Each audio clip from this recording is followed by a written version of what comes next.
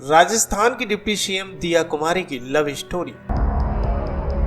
अपने कैशियर से ही हो गया था प्यार, लेकिन छुपाया कई साल। पूरा राजघराना उनकी शादी के खिलाफ, लेकिन फिर भी की शादी।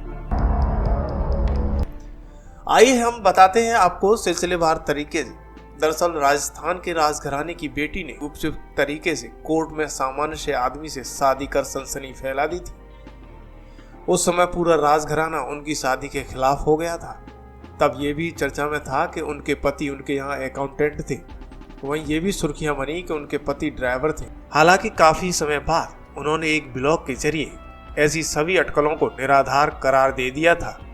जब वो राजनीति की रणभूमि में उतरी तो झंडे गाड़ दिए, पहले विधायक और फिर सांसद बनी।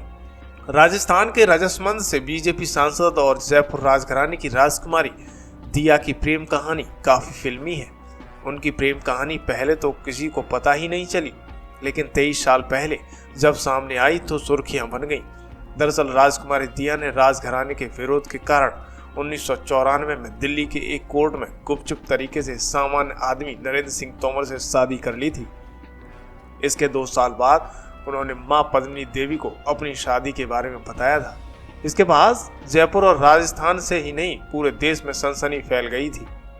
आइए हम आपको बताते चलते हैं कि राजकुमारी दिया कौन है। दरअसल राजकुमारी दिया जयपुर के पूर्व महाराज सवाई भवानी सिंह और रानी पद्मिनी देवी की इकलौती संतान है। उन्होंने अपनी पढ़ाई नई दिल्ली के मॉडर्न स्कूल और जयपुर की महारानी Gayatri Devi girls public school से की थी।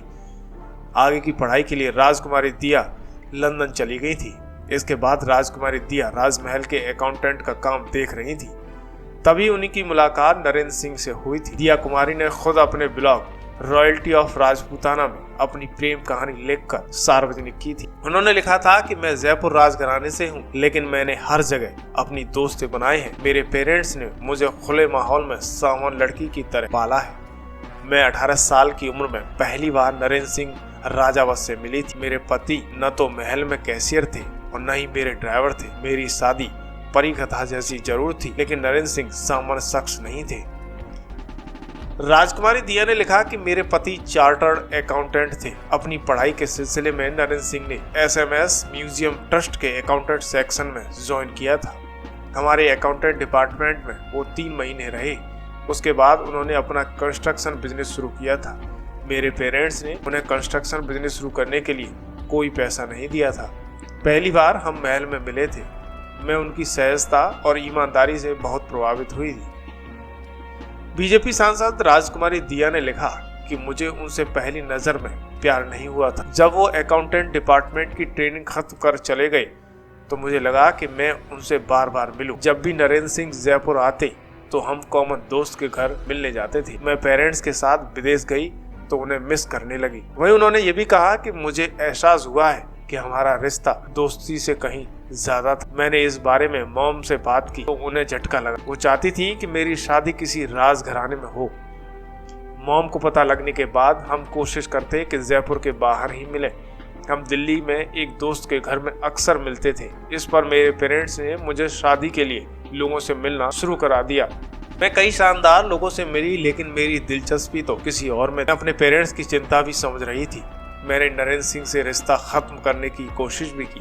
हमने बात करना भी बंद कर दिया। इसका कोई असर नहीं पड़ा, बल्कि प्यार और शादी की चाह गहरी होती चली गई। हम दोनों ने 6 साल तक एक दूसरे को जानने के बाद आखिरकार 1994 में आर्य समाज तरीके से शादी कर ली थी।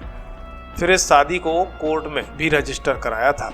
मैंने 2 साल तक अपने पेरेंट्स को नहीं बताया कि हमने शादी कर ली है। फिर नवंबर 1996 में मैंने मां को बताया कि मैंने शादी कर ली है। हालांकि नरेंद्र सिंह के परिजन की प्रतिक्रिया भी पॉजिटिव नहीं रही थी।